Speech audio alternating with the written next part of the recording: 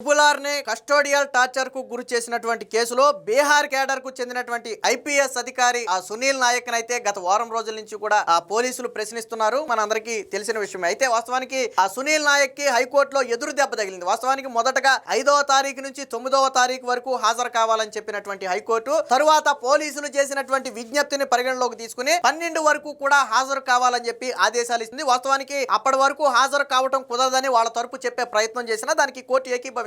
Case కీలక దశలో ఉన్న సమయంలో ఖచ్చితంగా ఎవరైనా సరే కేసుకు సహకరించాల్సిందే. మీరు 12వ తారీఖు వరకు అంటే రేపటి వరకు కూడా ఖచ్చితంగా హాజరు కావాలని చెప్పి స్పష్టమైన ఆదేశాలు అయితే ఇవ్వడం జరిగింది. గతంలోనే రఘురామకృష్ణరాజు చెప్పాడు, ఈ రోజు మీకు అధికారం ఉందని చెప్పి మీరు నాతో ఆడుకున్నారు, బట్ నాకంటూ ఒక రోజు వస్తే ఆ రోజు నేను మీతో ఆడుకుంటానని చెప్పి అప్పట్లోనే రచ్చబండ కార్యక్రమంలో అనేక సందర్భాల్లో చెప్పాడు ఆయన. ఇప్పుడు కూడా జగన్మోహన్ రెడ్డిని ఖచ్చితంగా విచారించాలని ఆయన పదే పదే చెప్తున్నాడు. ఎందుకంటే ఒకటి విషయం, ఆ రోజు రఘురామకృష్ణరాజును కొట్టినప్పుడు ఒక వ్యక్తి వీడియో కాల్ చేసి అటుపక్క ఒక వ్యక్తికి చూపించాడు. వీడియో కాల్ లో చూసిన వ్యక్తి ఎవరు? సో ఎవరో ఒక వ్యక్తి అటుపక్క నుంచి రఘురామకృష్ణరాజుని కస్టోడియల్ టార్చర్ చేస్తుంటే లైవ్ లో చూశారు. ఎవరు ఆ వ్యక్తి అనే ప్రశ్న ఉంది. ఆ ప్రశ్నకు కీలక సమాధానం రావాల్సి ఉంది. రఘురామకృష్ణరాజు అంచనా ప్రకారం ఎవరు చూసుంటారనేది ఈ పాటికి మీకే అర్థమై ఉంటుంది.